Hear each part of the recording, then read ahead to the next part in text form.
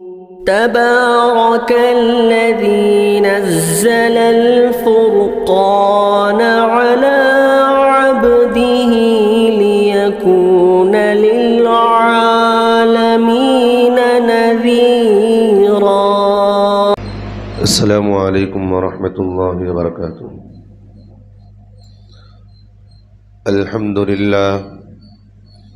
الحمد لله نحمده ونستعينه ونستغفره ونؤمن به ونتوكل عليه ونعوذ بالله من شرور أنفسنا ومن سيئات أعمالنا. من يهده الله فلا مضل له ومن يضلله فلا هادي له. ونشهد أن لا إله إلا الله وحده لا شريك له ونشهد أن سيدنا ونبينا وحبيبنا ومولانا محمدا عبده ورسوله. أما بعد فأعوذ بالله من الشيطان الرجيم. بسم الله الرحمن الرحيم. لن تنالوا البر حتى تنفقوا مما تحبون وما تنفقوا من شيء فإن الله به عليم. وقال الله تعالى: وما تنفقوا من خير فلأنفسكم.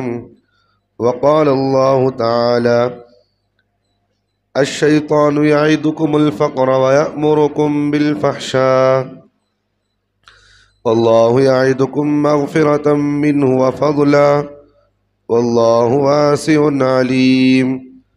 وقال الله تعالى: الخلق عيال الله فأحبهم إلى الله أنفعهم لعياله أو كما قال عليه الصلاة والسلام.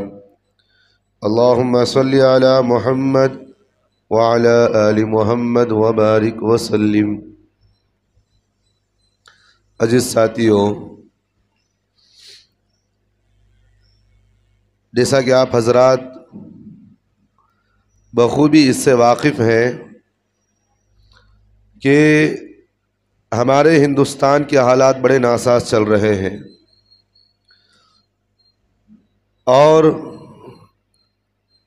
ان حالات میں ایک نیا فتنہ اور کھڑا ہوا ہے جو وقف ترمیمی بل کا ہے، جو ہر طریقے سے مسلمان بڑا پریشان ہے کہ بھئی کیا کیا جائے، اور اس بل کے اندر وہ کون سی چیزیں ہیں جس میں نئی چیزیں داخل کی گئی ہیں جس کی وجہ سے ہمارے اکابرین اور مسلمان اور ملک کا ہر باشندہ، چاہے وہ غیر مسلم کیوں نہ ہو، چاہے وہ مسلمان کیوں نہ ہو، اور ہر کمیونٹی کا آدمی کوئی بھی کیوں نہ ہو، پریشان ہے کہ بھئی آج مسلمانوں پر انگلیاں اٹھ رہی ہیں تو کل ہمارے مذہب پر بھی انگلیاں اٹھیں گی۔ سکھ مذہب کا دیکھیں وہ بھی پریشان ہے، عیسائی مذہب کا دیکھیں وہ بھی پریشان ہے، بدھ مذہب کا دیکھیں وہ بھی پریشان ہے، اور اسی طرح اکثر و بیشتر ہندو مذہب کے لوگ جو سیکولر مذہب کے ذہنیت کے رکھنے والے ہیں اور جو قانون کو ماننے والے ہیں اور جو یہاں کے امن و امان کو باقی رکھنے کی کوششوں میں لگے ہوئے ہیں، وہ لوگ بھی اس سے پریشان ہیں کہ کہیں ایسا نہ ہو کہ ملک کے اندر حالات بدل جائے اور حالات جو ہے ملک کے اندر اس طرح ہو جائے کہ مسلمان اور ہندو مسلمان کا لڑائی جھگڑا حد سے زیادہ ہو، اور آگے چلتے چلتے کہیں ایسا نہ ہو کہ پھر ایک مرتبہ جو ہے ملک ہمارا تقسیم نہ ہو جائے۔ اس لیے مسلمان بڑا پریشان حال ہے کہ کہیں ان حالات میں ہمارا مسلمان اگر یہی حالات باقی رہے تو ملک کہیں نہ کہیں تقسیم نہ ہو جائے۔ حالات بڑے ناساز چل رہے ہیں۔ ان حالات کو دیکھ کر ہمارے اکابرین نے اس موجودہ حکومت کے ہر طریقے کے ایجنڈے کو، جو جیسا وہ فتنہ چاہتے ہیں، اس فتنے کو ہمارے اکابرین پہلے ہی پرکھ لیتے ہیں۔ ان فتنوں کو دور کرنے کے لیے ہمارے اکابرین پہلے ہی کھڑے ہو جاتے ہیں۔ جیسا کہ ہمارے آزادی کے موقع پر جس وقت ہمارے اکابرین نے یہاں کے انگریزوں کے ایجنڈے کو، ان کی ذہنیت کو اور جو لوگ چاہتے تھے ان کے مفاد کو، ان کی ذہنیت کو ہمارے اکابرین نے پہلے ہی پرکھ لیا تھا۔ جب انگریزوں نے یہاں پر حکومت کرنا چاہا تو ہمارے اکابرین نے سب سے پہلے شاہ ولی اللہ محدث دہلوی رحمۃ اللہ علیہ نے انگریز کے مخالفت میں کھڑے ہوئے، اور پھر اس کے بعد سب سے پہلا فتویٰ شاہ عبدالعزیز محدث دہلوی رحمۃ اللہ علیہ نے انگریز کی مخالفت میں فتویٰ دیا کہ اس کے مخالفت میں جہاد لڑنا اب ہم پر فرض ہو گیا ہے۔ اور ہمارے کابرین ایک ایک کرتے کرتے کرتے اپنے سر پر کفن باندھ کر ان انگریزوں کی مخالفت میں کھڑے ہو کر اس ہندوستان کو آزاد کروایا۔ اور موجودہ حالات میں بھی یہی دیکھنے پر نظر آ رہا ہے کہ ہر طریقے پر مسلمانوں پر، ہر طریقے پر، ہر مذہب کے لوگوں پر کوئی نہ کوئی طریقے میں ان کے مذہبوں کے اندر داخل ہونا اور وہاں سے وہ چیزوں کو چھیننا اور اپنے مفاد میں لا کر اپنی پارٹی کو مضبوط کرنے میں لگ جانا اور اپنے خاندان کو بنانے میں لگ جانا، اپنی نسل کو بنانے میں لگے ہوئے ہیں۔ ہونا نہیں ہو رہا موجودہ حکومت کے اندر، وہ اپنے خاندان کو بنانے میں لگا ہوا ہے، اپنی پارٹیوں کو بنانے میں لگا ہوا ہے، اپنی عیاش پرستی میں قوم کے پیسوں کو چھین کر اپنی عیاش پرستی میں لگا رہے ہیں۔ تو انہی اوقات، انہی لمحات کو دیکھ کر، اس موجودہ حالات کو دیکھ کر ہمارے اکابرین نے اس موجودہ حکومت کو دیکھا اور یہاں کے چیزوں کو، ان کے مفاد کو دیکھا، ان کی ذہنیت کو دیکھ کر فوراً ہمارے اکابرین کھڑے ہوئے ہیں۔ اور اب حالات ہمارے سامنے ایسے آئے ہوئے ہیں کہ بھئی حکومت کا اس حکومت کا مطلب کیا ہے؟ بھئی حکومت کا مطلب یہ ہے کہ اس کا مزاج یہ ہونا چاہیے، ملک کو مفاد کو دیکھنا چاہیے، ملک کو آگے بڑھانا اور جو ہے ملک کو جو ہے ترقی پر لانا، یہ حکومت کا اصل میں ایجنڈا ہوتا ہے۔ اور ان کا منشا یہ ہونا چاہیے، یہ نہیں کہ بھئی حکومت جو ہے اگر مذہبوں کے لوگوں کے اندر ہر مذہب کے مفاد، ہر مذہب کے اندرونی چیزوں میں آ کر اپنے مفاد کے لیے اس مذہب کو توڑ کر ان کی چیزوں کو اپنے اندر لے استعمال کرنا شروع کر دے تو پھر وہ حکومت باقی نہیں رہتی۔ یہ دنیا کا اصول، ایک ضابطہ ہے یہ۔ تو اب ہمارے پاس جو ہے وقف پراپرٹی کا مسئلہ آیا۔ اب سب سے پہلے ہم دیکھیں کہ بھئی کیا شریعت مطہرہ کے اندر اللہ تعالیٰ نے کیا ہمیں اس بات کی تعلیم دیے ہے کہ ہم جو ہے دنیا کے اندر لوگوں کو وقف کریں، اپنی پراپرٹیاں اللہ کے نام پر وقف کریں؟ کہ اللہ نے ہمیں اس بات کا حکم دیا نہیں دیا؟ بہت سارے ہمارے مسلمان آج کل سوشل میڈیا کے اندر یہ سوالات اٹھا رہے اور یہ پوچھ رہے کہ اللہ نے تمہیں حکم دیا کہ تم وقف کرو، اپنی پراپرٹیوں کو قوم کے لیے تم جو ہے استعمال کرو، اپنی پراپرٹیوں کو اپنی قوم کے مذہب کے لوگوں کے لیے تم وقف کرو؟ کہ اللہ نے تمہیں اس بات کا حکم دیا؟ کیا رسول اللہ صلی اللہ علیہ وسلم نے تمہیں اس بات کا حکم دیا؟ اب ہمارے مسلمان ہمیں سوال کر رہے، ہمارے مسلمان۔ تو میں نے اس لیے آپ حضرات کے سامنے سوچا کہ بھئی قرآن حدیث کے اندر کہ اللہ تعالیٰ نے ہمیں وقف کرنے کا حکم دیا، وقف کرنے کی ہمیں تعلیم دے نہیں دیے، یہ چیزیں ہمارے سامنے ضروری ہیں۔ سب سے پہلی چیز، اللہ تعالیٰ قرآن مجید میں ہمیں اس بات کی تعلیم دیتے ہیں، لن تنالوا البر حتى تنفقوا مما تحبون۔ اللہ تعالیٰ کہتے ہیں کہ اے لوگو، اللہ تم سے اس وقت تک تم جو ہے اس نیکی کے مقام تک تم لوگ نہیں پہنچ سکتے جب تک کہ تم اپنی محبوب چیز، جس چیز سے تم محبت کرتے ہو، جس چیز کی تم جو ہے اپنی زندگی میں سب سے زیادہ تم عزیز سمجھتے ہو، وہ چیز تم اللہ کے راستے میں خرچ نہ کرو، تم نیکی کے مقام کو وہاں تک نہیں پہنچ سکتے۔ اللہ خود ہمیں تعلیم دیتے، لن تنالوا البر حتى تنفقوا مما تحبون، تم نیکی کے مقام کو اس وقت تک ہرگز نہیں پہنچ سکتے جب تک ان چیزوں میں اللہ کے لیے خرچ نہ کرو جس کو تم محبت کرتے ہو، جس سے تم محبت کرتے ہو، جس سے تم دل و جان سے محبت کرتے ہو، اس چیز کو تم اللہ کے راستے میں خرچ نہ کرو، اس وقت تک تم نیکی کے مقام تک نہیں پہنچ سکتے۔ تو صحابہ نے جب اس آیت کو سنے تو کئی صحابہ نے اللہ کے راستے میں اپنے مال کو خرچ کیا۔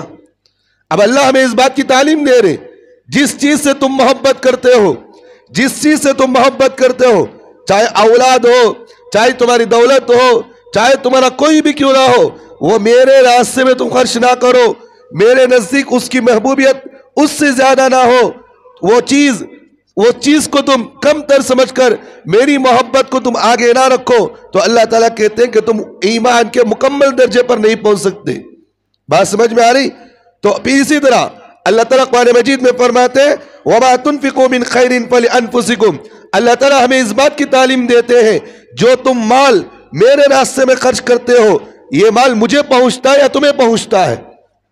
اللہ تعالیٰ ہم سے کہتے ہیں میرے راستے میں تم مال خرچ کرو, میرے راستے میں تم ساری چیزیں خرچ کرو, تو یہ چیزیں تم جو خرچ کرو گے یہ خرچ کرنے کی وجہ سے جو مال میرے راستے میں تم خرچ کرو ہو یہ مال یہ مجھے فائدہ مند پہنچاتا ہے یا تمہیں فائدہ پہنچاتا ہے. تو اللہ تعالیٰ میں قرآن مجید میں فرماتے ہیں وَمَا تُنْفِقُوا مِنْ خَيْرٍ فَلِأَنفُسِكُمْ. جو کچھ تم بھی خرچ کرو گے وہ تمہارے لیے خود فائدہ مند ہے. اللہ کے راستے میں تم خرچ کرو وہ مال جو ہے یہ تمہارے لیے فائدہ مند ہے کہ نہیں ہے؟ صدقہ کرو یہ تمہارے لیے فائدہ مند ہے, مجھے فائدہ نہیں ہے اس کا, یہ تمہیں خود فائدہ ہوتا ہے اس کا. میرے بھائیوں اسی طرح اللہ تعالیٰ ہمیں اس بات کی تعلیم دیتے ہیں یہ تمہیں جو میرے راستے میں تم مال خرچ کرتے ہو میرے دین کے لیے تم خرچ کرتے ہو اس سے شیطان تمہیں ڈرائے گا, اس سے شیطان تمہیں روکے گا اور شیطان تم سے یہ کہے گا الشیطان یعیدکم الفقر ویأمرکم بالفحشاء واللہ یعیدکم مغفرۃ منہ وفضلا واللہ واسع علیم. اللہ تعالیٰ کہتے ہیں الشیطان یعیدکم الفقر ویأمرکم بالفحشاء. شیطان تمہیں اس بات کی تعلیم دیتا ہے, تمہیں شیطان ڈراتا ہے کہ تم جو ہے اللہ کے راستے میں مال خرچ کرو گے, تم جو ہے اللہ کے دین کے سربلندی کے لیے خرچ کرو گے تو شیطان تمہیں اس بات سے ڈرائے گا کہ تو فقر و فاقے میں آ جائے گا, تو کنگال ہو جائے گا, تو فقیر ہو جائے گا. اور شیطان تمہیں اس بات کی تعلیم دیتا ہے وَيَأْمُرُكُمْ بِالْفَحْشَاءِ. غلط راستوں پر تم مال کو ڈالو. شیطان تمہیں اس بات کی تعلیم دیتا ہے میرے راستے میں تم مال خرچ کرو تو تمہیں شیطان ڈراتا ہے کہ تم جو ہے فقیر ہو جاؤ گے, غریب ہو جاؤ گے. اور شیطان تمہیں اس بات کی تعلیم دیتا ہے اگر تم یہی مال اپنے خواہش میں, لوگوں کی بگاڑ میں, معاشرے کی بگاڑ میں, لوگوں کو غلط راستوں پر ڈالنے کے لیے, لوگوں کو ان کے جان اور مال کو نقصان پہنچانے کے لیے, قوم کی بلندی کے بجائے تنزلی کے لیے, قوم کو بگڑانے کے لیے, اللہ کے دین کو بگڑانے کے لیے, اللہ کہتے ہیں وَيَأْمُرُكُمْ بِالْفَحْشَاءِ. شیطان تمہیں اس بات کی تعلیم دیتا ہے کہ تم برے راستوں پر مال کو خرچ کرو. اور اللہ آگے کہتے ہیں وَاللَّهُ يَعِدُكُمْ مَغْفِرَةً مِّنْهُ وَفَضْلًا. اللہ تم سے اپنی مغفرت اور فضل کا وعدہ کرتا ہے. جو آدمی اللہ کے راستے میں مال کو خرچ کرے تو اللہ کہتے ہیں وَاللَّهُ يَعِدُكُمْ مَغْفِرَةً مِّنْهُ وَفَضْلًا. اللہ تعالیٰ کہتے ہیں اللہ تم سے وعدہ کرتا ہے جو میرے راستے میں مال خرچ کرے گا ہم جو اس کے مال میں کم و بیشی نہیں کریں گے, کمی نہیں کریں گے, بلکہ اس مال کو اور ہم بڑھائیں گے. اور اللہ آگے کہتے ہیں واللہ واسع علیم. اللہ بڑے ہی وسعت والے اور ہر بات کو اللہ تعالیٰ جاننے والے ہیں. بات سمجھ میں آ گئی؟ تو میرے بھائیوں اسلام چاہتا ہے کہ جو ہے اسلام چاہتا ہے ہر انسان کے ساتھ خیر کا معاملہ کیا جائے, اور اسلام چاہتا ہے ہر بندے کے ساتھ صحیح طریقے سے معاملہ کرے. اسلام ہمیں اس بات کی تعلیم دیتا ہے. اور اللہ کے رسول صلی اللہ علیہ وسلم کی روایت ہے, مسند ابی اعلیٰ کی روایت ہے, اللہ کے رسول صلی اللہ علیہ وسلم نے اس میں فرمایا اللہ کے رسول صلی اللہ علیہ وسلم نے فرمایا الخلق یعال اللہ فاحبهم الى اللہ وانفقهم لعیالہ. اللہ تعالیٰ کہتے ہیں دنیا کے اندر جتنی بھی مخلوق ہے چاہے وہ جانور کیوں نہ ہو, چاہے وہ انسان کیوں نہ ہو, یہ سارے بھی اللہ کے کنبے ہیں. یہ اللہ کی کنبے ہیں. یہ جیسے مثال کے طور پر میرا آپ کا خاندان ہے کہ نہیں, میرا اور تمہارا گھر ہے کہ نہیں, اسی طرح اللہ کہتے ہیں الخلق یعال اللہ. اللہ کی جو ہے اللہ جو ہے فرماتے میرے کنبہ ہے, اللہ کا کنبہ ہے. وہ کون سا کنبہ ہے؟ اللہ تعالیٰ فرماتے فَأَحَبُّهُمْ إِلَى اللَّهِ أَنْفَعُهُمْ لِعَيَالِهِ. اللہ کے رسول صلی اللہ علیہ وسلم نے فرمایا جو بندہ میرے کنبے کو میرے مخلوق کے لیے, چاہے وہ جانور کیوں نہ ہو, چاہے وہ انسان کیوں نہ ہو, اگر کوئی بندہ اس مال کو خرچ کرتا ہے تو اللہ تعالیٰ کہتے ہیں ہم اس بندے کو بہت زیادہ نفع پہنچانے والے ہیں.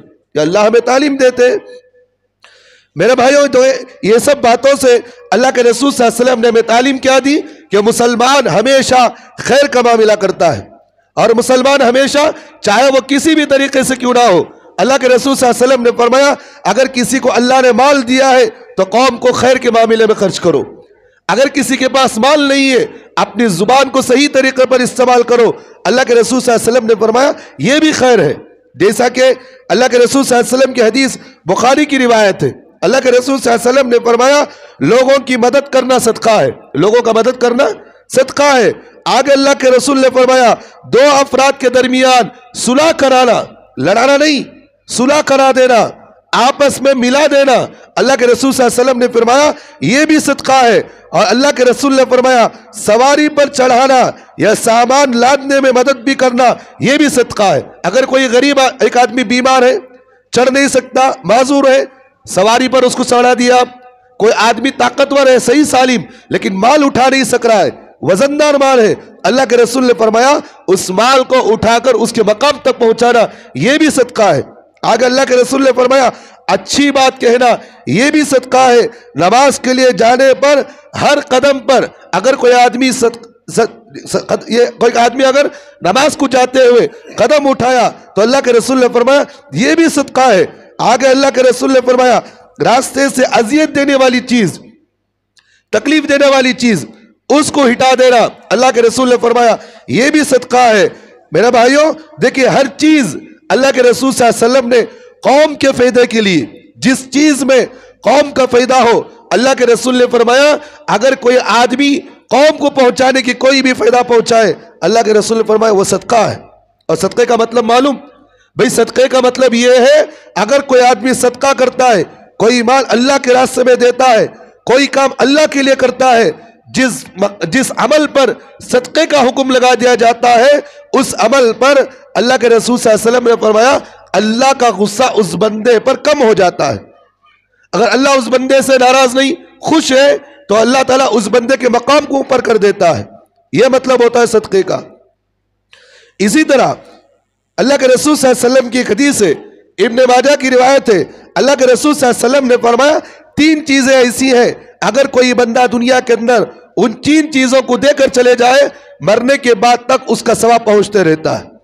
صدقے کا مطلب میں آپ کو اس لیے ان آیتوں کو ان احادیث کو آپ کے سامنے بتا رہا ہوں کہ ہمارے مسلمانوں کے اندر کچھ ایسے لوگ، ذہنیت کے غلیظ لوگ بھی ایسے موجود ہیں، ہم سے سوال سوشل میڈیا پر یہ کر رہے ہیں کہ اللہ کے رسول کیا اللہ تعالیٰ نے تمہیں وقف کرنے کا حکم دیا ہے، مال صدقہ کرنے کا تمہیں حکم دیا؟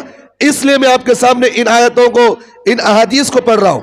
آخری حدیث اللہ کے رسول صلی اللہ علیہ وسلم نے فرمایا کہ اگر کوئی بندہ موت کے بعد بھی دنیا سے چلے جانے کے بعد بھی اگر ثواب چاہتا ہو، اللہ کے رسول صلی اللہ علیہ وسلم نے فرمایا تین کام کر لو۔ سب سے پہلی چیز اللہ کے رسول صلی اللہ علیہ وسلم نے فرمایا ایک چیز یہ ہے اپنی اولاد کی صحیح تربیت کر دو، مرنے کے بعد بھی ان اولاد کا ثواب تمہیں پہنچتے رہے گا۔ بات سمجھ میں آ رہی؟ اسی کی زمین میں اگر ہم اس جملے کو تھوڑا ہم آگے پیچھے دیکھیں گے تو ایک بات یہ معلوم ہوگی، اللہ کے رسول نے فرمایا اولاد کی صحیح تربیت کرنا، ماں باپ کے مرنے کے بعد اس اولاد کے عمل کا ذریعہ ان کو ملتا رہے گا۔ اسی حدیث کو لگتے ہوئے ایک جملے پر ہم سمجھیں گے اولاد کو اگر ہم بگاڑیں گے تو اس کا وبال ہمیں کیا ملے گا؟ مرنے کے بعد بھی ہمیں اس کا وبال ملتا ہے، ملتا نہیں ملتا ہے؟ بات سمجھ میں آ رہی؟ جہاں اللہ کے رسول صلی اللہ علیہ وسلم ہمیں اس بات سے تعلیم دے رہے، اسی سے ہمیں یہ بات سمجھ میں بھی آتی ہے اولاد کو بگاڑنے میں اگر ماں باپ کا ہاتھ ہے تو معلوم یہ ہوا کہ مرنے کے بعد اولاد جو بھی گناہ کرے گی اس کا وبال ماں باپ کو ہی پہنچتا رہے گا۔ پہنچے گا نہیں پہنچے گا؟ ایک بات۔ دوسری چیز اللہ کے رسول صلی اللہ علیہ وسلم نے فرمایا ایسا صدقہ جس کا ثواب مسلسل پہنچتا رہے، جس کا ثواب مسلسل پہنچتا رہے، یعنی کہ اگر کوئی آدمی کوئی کنواں کھودوا دیا، مسجد بنوا دیا، یا اگر کوئی آدمی جو ہے قبرستان بنا دیا، مسجد کے لیے کوئی مال تعاون کر دیا، اللہ کے رسول صلی اللہ علیہ وسلم نے فرمایا جب تک وہ چیز باقی رہے گی، قیامت تک باقی رہے گی، تو اللہ کے رسول نے فرمایا مرنے کے بعد بھی وہ چیز کا ثواب اسے پہنچتا رہے گا۔ کتنی باتیں ہوئی؟ دو باتیں ہوئی۔ تیسری بات اللہ کے رسول صلی اللہ علیہ وسلم نے فرمایا، تیسری بات اللہ کے رسول نے فرمایا ایسا علم لوگوں کو سکھا کر گیا جس علم کے ذریعے سے اللہ کی وحدانیت रसूल अकरम सल्लल्लाहु अलैहि वसल्लम के तौर तरीके और कौम के लिए फायदामंद हो। और इल्म दीन, इससे मुराद क्या है? इल्म दीन मुराद है, दुनिया का इल्म मुराद नहीं। चाहे आप उसे कितनी भी डिग्रियां पढ़ा दो, कितनी भी डिग्रियां पढ़ा दो, चाहे आप उसे डॉक्टर बना दो, इंजीनियर बना दो, कोई भी चीज क्यों ना बना दो, अल्लाह के रसूल सल्लल्लाहु अलैहि वसल्लम के हदीस का मतलब यह है, अगर कोई आदमी ऐसा इल्म जिस इल्म के जरिए से अल्लाह की वहदानियत, रसूल अकरम सल्लल्लाहु अलैहि वसल्लम का तौर तरीका, दीनी इल्म, अगर ऐसा इल्म अगर किसी बंदे को सिखा दे, मरने के बाद भी उस इल्म का सवाब इसे पहुंचते रहेगा। इससे मालूम क्या हुआ इस हदीस के अंदर? ये एक चीज, अल्लाह के रसूल सल्लल्लाहु अलैहि वसल्लम ने हमें माल सदका करने का हुक्म दिया, और अल्लाह के रसूल ने हमें हुक्म दिया कि तुम जो लोगों को इस बात की तालीम दो, अल्लाह के राह में अपने माल को वक्फ करे। क्या करे? वक्फ करे। मालूम हुआ कि नहीं हुआ? और सहाबा इकराम रज़ी अल्लाह अन्हुम जो है इन अहादीस के सामने रखकर, कुरान मजीद की इन आयतों को सामने रखते अपने माल को, जान को अल्लाह के रास्ते में लगाया। लगा नहीं लगाया है? आज आप देखें, आप जाकर मक्के और मदीने में देखें, हजरत सहाबा की वक्फ प्रॉपर्टियां आज भी मक्के और मदीने के अंदर मौजूद है कि नहीं? आप जो खजूर के दरख्तों से खजूर तोड़कर जो लाते हो मक्का और मदीना से, उसमें 99% वक्फ प्रॉपर्टी की जमीनें होती हैं। कितने? वक्फ प्रॉपर्टियों की। और सबसे पहले वक्फ अगर दुनिया में किसी ने किया है, वो अल्लाह के रसूल सल्लल्लाहु अलैहि वसल्लम ने अपने सहाबा को तालीम देने के लिए एक बाग वक्फ किया। आज भी वो बाग मदीने मुनव्वरा के अंदर आज भी मौजूद है। जो लोग गए मदीने मुनव्वरा को जाते हैं, उमरा और हज पर जाते हैं, आज भी वो लोग देखते हैं कि भाई मदीना मुनव्वरा के अंदर हजरत सहाबा ने जो वक्फ प्रॉपर्टियां की हैं, आज भी वो दुनिया के अंदर मौजूद है। मस्जिदें जो आज जो है वो भी वक्फ प्रॉपर्टी है। मदीना मुनव्वरा की जो मस्जिद है, ये कोई जाती पैसा नहीं, ये 2 यतीम बच्चों से उस जमीन को खरीद कर अल्लाह के नाम पर वक्फ किया गया। आज भी मदीनतुल मुनव्वरा की जो मस्जिद नबवी है, ये भी वक्फ प्रॉपर्टी है। मक्का जो मक्कातुल मुकर्रमा जिसे हम जो है काबतुल्लाह कहते, ये भी वक्फ प्रॉपर्टी है। तो दुनिया के अंदर जितने भी जो है मसाजिद, मदारिस या कब्रिस्तानें हो, जो भी क्यों ना हो, वो अल्लाह के वक्फ की प्रॉपर्टियां हैं। तो बहरहाल अल्लाह के रसूल सल्लल्लाहु अलैहि वसल्लम के जमाने में हर तरीके से वक्फ किया जाता। कोई यतीम बच्चा है, उसके लिए घर बना दिया गया, कहा कि भाई इसका माल इस यतीम बच्चे के जिंदगी में खर्च किया जाए। यह भी वक्फ करी का तरीका है। जानवरों को वक्फ करते थे। अगर कोई जमीन बना देता, कोई जो है अगर मुसाफिर कहीं जाता तो कहते कि भाई ये हमने जमीन वक्फ के लिए बनाई है। कोई जानवर अगर जो है रात में यहां बांधना चाहे तो बांध सकता है। जानवरों तक इस्लाम ने हमें हुक्म दिया है, उनके लिए भी जो है जगह तय करो ताकि जानवर भी इत्मीनान के साथ जिंदगी हासिल कर सके। शरीयत ने हमें हुक्म दिया है। और मेरे भाइयों, इसी तरह शरीयत मुतहरा ने हमें हुक्म दिया है, इन औकाफ के हिफाजत के लिए शरीयत ने हमें कुछ पाबंदियां लगाई। ऐसा नहीं कि आदमी अल्लाह के रास्ते में माल वक्फ कर दे। ये अपना बाप का माल, अपना जाती माल, अपना बाप का माल समझकर अपने जात पर इस्तेमाल जो किया जा रहा मौजूदा हालात में, ये जो माल जो इस्तेमाल हो रहा, ये भी गलत है। शरीयत ने हमें वक्फ प्रॉपर्टियों का हुक्म जो दिया है, इसकी हिफाजत करने का भी तरीका भी सिखाया है। किस तरीके पर तुम वक्फ कर सकते हो, बात समझ में आ रही? किस तरह तुम वक्फ कर सकते हो, शरीयत ने हमें कुछ उसूल बयान फरमाया।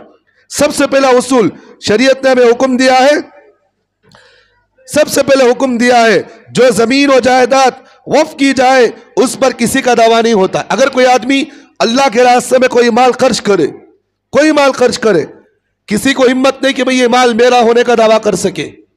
बात समझ में आ रही? सबसे पहला उसूल बयान फरमाया, जो जमीन और जायदाद वक्फ की जाए उस पर किसी का दावा नहीं हो सकता, इसमें किसी का हक नहीं होता, बल्कि वो वक्फ की मिल्कियत में हो और वो वाकिफ बिल आखिर आदमी जो होता है ना, वो जो वक्फ किया जाता है वो मिल्कियत जो है वो अल्लाह की मिल्कियत में चले जाती है। भाई कोई आदमी अगर वक्फ करे, कोई माल सदका करे, वो माल वहां से निकाल कर अल्लाह की मिल्कियत में चले जाती। अब उस माल को कयामत तक कोई आदमी बेच नहीं सकता। बात समझ में आ रही? लेकिन उसकी हिफाजत करना ये कौम की जिम्मेदारी है। किसकी जिम्मेदारी? कौम की जिम्मेदारी। भाई जिस तरह हम जो है अल्लाह की दीन की हिफाजत कर रहे नहीं कर रहे, दीन की हिफाजत कर रहे नहीं कर रहे, कुरान की हिफाजत अपना फरीज़ा समझकर हम करते हैं, दीन की हिफाजत اپنے اوپر فریضہ سمجھ کر کرتے ہیں، اسی طرح وقف کی پراپرٹیاں بھی اللہ کی ملکیت ہے، یہ دین کا حصہ ہے، اس کی حفاظت کرنا ہر فرد کی ذمہ داری ہوتی ہے۔ کس کی ذمہ داری؟ ہر فرد کی، کیونکہ وہ اللہ کی ملکیت میں ہے وہ چیز۔ اسی طرح دوسری چیز اصول یہ بیان فرمایا کہ واضح لفظوں میں وقف کیا جائے۔ اگر کوئی بندہ یہ کہے کہ بھئی چھوڑو جو اللہ کے نام پر وقف کر رہا ہوں، ایسا نہیں، واضح الفاظ میں وقف کرنا، اس پراپرٹی کو میں اللہ کے نام پر وقف کر رہا ہوں، تو شریعت یہ کہتے ہیں اب اس کو ہم قبول کریں گے۔ اسی طرح آگے بیان فرمایا ایسے الفاظ میں وقف نہ کیا جائے جس میں وعدے کا شبہ ہو۔ بعد میں دیکھیں کہ حضرت وقف کر ڈالتا ہوں، اس سے وقف مکمل نہیں ہوتی، بات سمجھ میں آ رہی؟ اور نہ اس طرح واقف کیا جائے مستقبل میں اس وقف کا ختم کرنے کا اگر کہیں شبہ ہو تو شریعت اس بات کو بھی قبول نہیں کرتی۔ تیسری بات، یہ وقف اللہ کی رضا اور خوشنودی کے لیے کرنا۔ اگر کوئی آدمی مال خرچ کر رہا ہے، اللہ کے راستے میں زمین خرچ کر رہا ہے، کس کے لیے خرچ کرنا؟ انہیں اللہ کے لیے خرچ کرنا، لوگوں کو دکھانے کے لیے، عہدے داری کے لیے، بات سمجھ میں آ رہی؟ لوگوں کو دکھانے کے لیے، اپنی واہ چاہنے کے لیے اگر کوئی آدمی وقف کر رہا ہے، اس وقف کا کوئی اعتبار نہیں کیا جاتا۔ بات سمجھ میں آ رہی؟ اسی طرح اور یہ بھی ضروری ہے وقف کرنے والا عاقل بالغ ہونا ضروری۔ اگر کوئی بندہ اللہ کے راستے میں مال وقف کر رہا ہے تو شریعت نے کچھ اصول بیان فرمائے۔ ہر ایرا گیرا نتو گیرا اٹھا انہیں بولے اپنی زبان سے وقف کر دیا، شریعت اس کو نہیں مانتی، کچھ اصول بیان فرمائے۔ اس طرح اگر کوئی آدمی وقف کرتا ہے اللہ کے راستے میں، اللہ اس مال کو اپنی ذات اللہ جو قبول کرتے۔ وقف کرنے والا کون ہونا ہے؟ عاقل ہونا، بالغ ہونا۔ اگر کوئی آدمی مسلمان ہے نابالغ ہے تو اگر مال وقف کیا تو اس مال کو وقف قبول نہیں کیا جائے گا۔ اسی طرح یہ وقف مرض الموت میں نہ ہو، یعنی اگر کوئی آدمی مرنے سے پہلے، مرنے کے زمانے میں مر رہا تھا، نزا کی حالت میں تھا، لکھو دے ڈالیا مسجد کے نام پر وقف کر رہا ہوں میں، شریعت اس کو قبول نہیں کرتی۔ کیا نہیں کرتی؟ شریعت کیوں نہیں قبول کرتی؟ بھئی اس نے مرنے والا ہو سکتا ہے اپنے وارثین کو محروم کر کے اللہ کے راستے میں مال کو خرچ کر رہا ہے انہیں، اللہ کہتے ہیں اس مال کو میں قبول نہیں کرتا۔ کون کہہ رہے؟ شریعت اس مال کو قبول نہیں کرتی۔ آپ کو خرچ کرنا ہے تو آپ کی موت سے پہلے خرچ کرنا انہیں۔ موت کا مطلب نزا کی حالت نہیں رہنا۔ نزا کی حالت میں اگر آدمی مال خرچ کر رہا ہے تو اس مال کا اعتبار نہیں کیا جاتا۔ بات سمجھ میں آ رہی؟ اسی طرح یہ بھی ضروری ہے وقف ہمیشہ کے لیے کرنا، وقتیہ طور پر نہیں، جب دل چاہا چھنا لیا، ہے کہ نہیں؟ بعض لوگ ہوتی نہیں ہوتے مسجد کے ذمہ دار، اگر کوئی زمین مسجد کو دے ڈالا کیا کرتا؟ دل چاہا تو صدر سیکرٹری بنے تو خوش ہو کیا کرتا؟ انہیں خوش ہو کیا کرتا؟ وہ زمین دے ڈالتا۔ لیکن جب غصہ آگا تو لاؤ جی زمین واپس میری، بولتا نہیں بولتا۔ مدرسہ اگر کوئی آدمی اللہ کے نام پر وقف کر دیا، اگر کہتے بھی صدر سیکرٹری نہیں بنے بولے تو لاؤ جی مدرسہ واپس بن جائے، بولتا نہیں بولتا۔ شریعت کہتی ہے اپنی عہدے کے لیے بھی مال نہیں خرچ کرنا انہیں۔ کس کے لیے خرچ نہیں کرنا؟ عہدے کے لیے۔ اسی طرح یہ بھی ضروری ہے کہ جس شخص کو متولی بنایا جائے وہ وقف کی پراپرٹی کا محافظ ہونا انہیں۔ کس کا؟ شریعت۔ اب یہ تو بات تو یہ ہے کہ مال وقف کس طرح کرنا یہ تو سمجھ میں آ گیا، لیکن جو مال ہمیں وقف کیا گیا ہے، جو مال اللہ کے راستے میں جو ہے خرچ کیا گیا ہے، اس مال کی حفاظت کیسے کرنا، اس کے بھی کچھ اصول ہیں۔ پہلا اصول شریعت مطہرہ نے یہ بھی بیان فرمایا، وقف پراپرٹی جس آدمی کو ذمہ دار بنایا جا رہا ہے وہ متولی کیا ہونا؟ محافظ ہونا۔ اس پر جو ہے خیانت کا دھبا نہیں لگ رہنا۔ کیا نہیں رہنا؟ خیانت ہے تو نہیں ہوتا۔ بہت سارے مسجدوں کے ذمہ دار مدرسوں کے ایسے ہوتے ہیں، کروڑوں روپے آج اپنی پراپرٹیوں پہ لگائے نہیں لگائے۔ ایک مسجد کا معاملہ میرے پاس عید کے دوسرے دن آیا، عید کے دوسرے دن 3.5 کروڑ روپے انہیں صدر کھاگا انہیں۔ کتنے کروڑ روپے؟ 3.5 کروڑ روپے، ہے کہ نہیں؟ اگر کوئی آدمی خیانت کرنے والا ہے تو اسے کسی بھی طریقے پر وقف پراپرٹی کا ذمہ دار نہیں بنایا جا سکتا۔ اسے امین ہونا۔ اسی طرح جس کسی کو بھی ہم ذمہ دار بنائیں گے اس پر کوئی بھی دھبا نہیں ہونا، ڈبانے والا، سود کھانے والا ہوتا نہیں ہوتا۔ میری بات تھوڑی کڑوی ہے صاحب، سننا پڑتا ہے۔ سود کھانے والا نہیں رہنا۔ آج ہمارے مسجدوں کے ذمہ دار کون ہیں بھائی؟ انہیں محلے کے اندر سب سے بڑا اوباش قسم کا رہا تو سب سے پہلے حکومت کو مسجد میں کرتا انہیں منجا ذمہ دار بناؤ جی انہیں کہتا۔ حالانکہ اصول شریعت مطہرہ میں یہ بنایا گیا جس بندے کو بھی ہم وقف پراپرٹی کا ذمہ دار بنایا جائے انہیں کیا رہنا؟ اس کا محافظ رہنا۔ اور دوسری چیز شریعت نے بتایا انہیں امین رہنا، امانت دار رہنا۔ اور تیسری چیز، شریعت نے ہمیں اس بات کا حکم دیا ہے جس پر وقف کی جائیداد ہاتھ میں آ جائے اس کی حفاظت کرنا انہیں، اپنا ذاتی مال سمجھ کر استعمال نہیں کرنا انہیں، ہے کہ نہیں؟ اور اس سے کیا ہوتا ہے، وہ پراپرٹیاں جو ہے صحیح طریقے پر استعمال ہوتی، کیا ہوتی؟ صحیح طریقے پر استعمال ہوتی۔ تو بہرحال شریعت نے ہمیں وقف کی اجازت بھی دی ہے، اس کی حفاظت کرنے کا طریقہ بھی بیان فرمایا، کس طرح ہم اس کو ہم جو وقف کر سکتے ہیں وہ بھی شریعت نے ہمیں تعلیم دی ہے۔ اور دوسری بات، کچھ باتیں ایسی ضروری ہیں آج کل سوشل میڈیا پر چل رہے، 2-3 منٹوں میں بات ختم کریں گے۔ پہلی بات یہ ہے کہ دیکھیں 2 دن پہلے اسی ہفتے پر اور جو ہے پارلیمنٹ کے اندر بھی اور لوک سبھا کے اندر بھی وقف پراپرٹی کی بل پاس ہو گئی، ہو کہ نہیں ہو گئی؟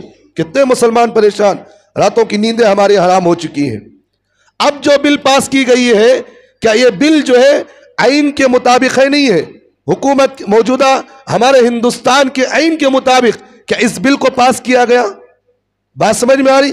کچھ باتیں ہمارے مسلمانوں کے اندر ذہن میں نہیں ہے۔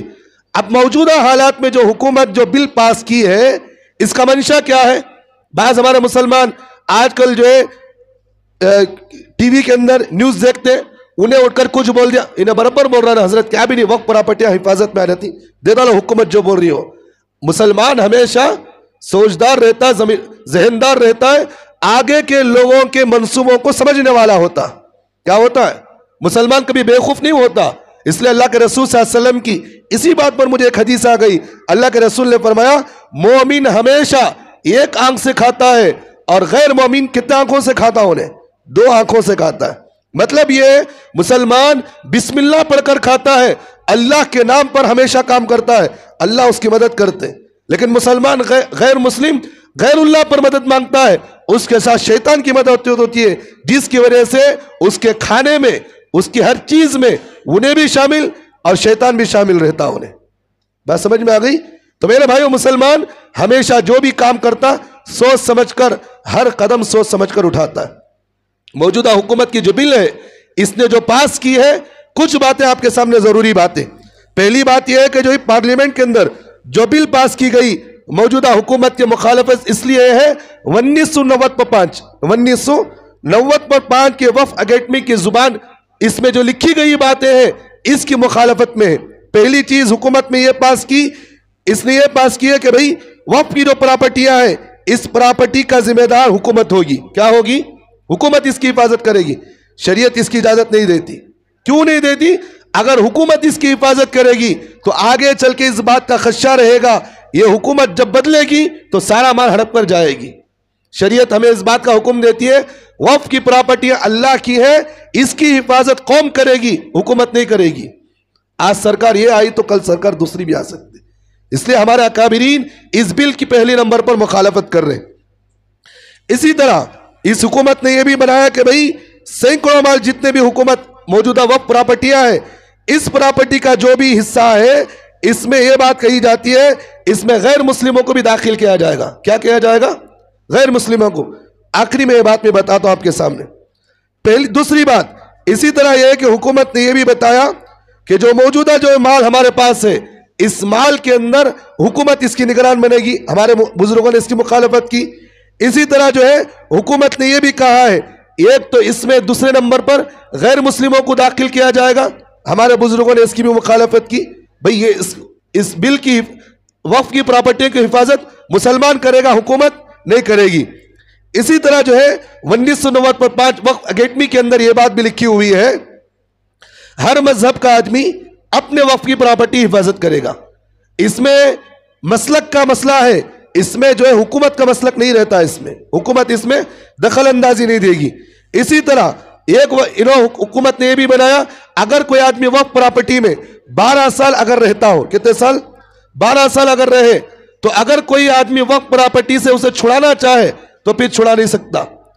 اب ہمارے بنگلور شہر کے اندر کتنی مسجدیں ایسے ہیں، مسجدوں کے اطراف میں کتنے گھر ایسے ہوتے ہیں 10 سال 15 سال ہو گئے، آج وقف کی پراپرٹیوں پر قبضہ کرے نہیں کر رہے۔ بھاڑا کتنا حضرت؟ 500 1000 1500 بھاڑا چل رہا نہیں چل رہا۔ حکومت نے قانون یہ بنایا اگر کوئی آدمی وقف پراپرٹی پر 12 سال اگر اس پر کرائے پر رہتا ہو، 12 سال کے بعد کسی کو یہ حق نہیں رہتا کہ اس سے اسے الگ کیا جائے۔ یہ زمین اس کی ذاتی ہو جاتی ہے وہاں.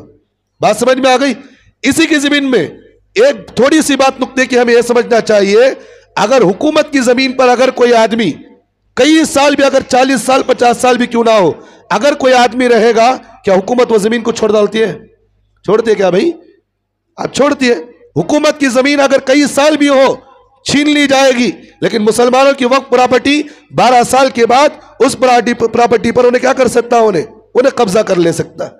ہمارے بزرگوں نے کہا یہ کیسا انصاف ہے کہ جبکہ تمہاری حکومت کی پراپرٹیوں پر اگر کوئی آدمی 50 سال بھی رہے، وہ مال اس کا ہو جاتا ہے، 12 سال کے بعد وہ پراپرٹی اس کو کیسے دی جائے گی؟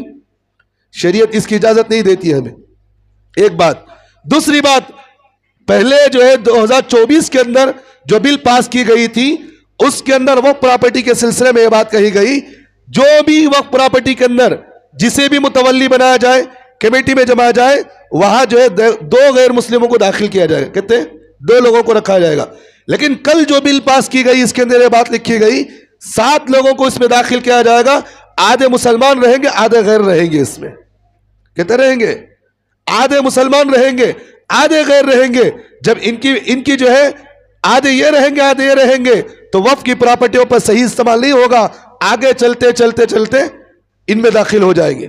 لیکن کل جو رات کے 2 بجے بل پاس ہوئی، کل رات کے 2 بجے جو بل پاس ہوئی، اس بل کے اندر یہ بھی داخل کیا گیا، جس کو بھی وقف پراپرٹی کا کہیں بھی کسی کو کمیٹی بنا دیا جائے، لیکن متولی غیر مسلم رہے گا.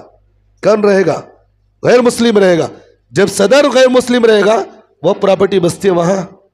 بستی ہے کیا بھائی؟ پوری پراپرٹی چلی گئی وہاں پر. بات سمجھ میں آ گئی؟ اس طرح کی کچھ ضروری چیزیں جو ہمارے مسلمانوں پر وہ پراپرٹی کے چھیننے کی کوششیں کی جا رہی ہیں. اس لیے ہمارے کابرین نے ان چیزوں کو دیکھتے ہوئے ہمارا کابرین کھڑے ہوئے اور کہا کہ ہم جو اس بل کی کھلی طور پر مخالفت کرتے، لیکن موجودہ حالات میں کچھ ہمارے مسلمان اس بل کی بڑائے مخالفت کے حمایت میں لگے ہوئے. کر رہے نہیں کر رہے؟ رات میں بل پاس ہوئی، آج صبح کی خبر میرے پاس پہنچی ہے، مہاراشٹرا کے اندر کچھ ہمارے مسلمان، اس میں مسلمان میں کے اندر عورتیں بھی ہیں، مرد بھی ہیں، سارے ہیں، پٹاخے پھوڑ رہے، مٹھائیاں تقسیم کر رہے. کیا رات میں بل پاس ہو گئی لوک سبھا اور جو راجیہ سبھا کے اندر بل پاس ہو گئی، جس کی وجہ سے ہم خوشی سے پٹاخے پھوڑ رہے. ہو کہ نہیں ہو رہے؟ افسوس کی بات تو یہ ہے کہ بھئی وقف جو ہوتی ہے نا، وہ اللہ کی محبت میں استعمال کیا، اللہ کی محبت میں خرچ کرتا آدمی. ہو کہ نہیں؟ جو مال اللہ کی محبت میں آدمی خرچ کرتا ہے، اس مال کی حفاظت ہم قوم کی ذمہ داری ہوتی ہے. لیکن آج ہماری مسلمانوں کی قوم جو اپنی ضمیر کو بھی بیچ چکی ہے، اپنے اندر منافقت بھری ہوئی اور جو ہے موجودہ حکومت کا ساتھ دیتے ہوئے اللہ اس کے رسول کی مخالفت میں کھڑے ہو کر بھی تھوڑی سی بھی جو ہے دل کے اندر ایک رتی برابر بھی شرمندگی محسوس نہیں کر رہی ہے کہ نہیں. اللہ ساری امت کی حفاظت فرمائے. اللہ جو ہے ہمارے بزرگوں کی خدمتوں کو قبول فرمائے. اللہ دین کی حفاظت فرمائے. موجودہ حکومت جن سازشوں میں مسلمانوں کو برباد کرنے کی کوشش کر رہی، اللہ اس کو ہدایت دے، ورنہ اللہ اس کو نیست و نابود فرمائے. وآخر دعوانا الحمدللہ رب العالمین.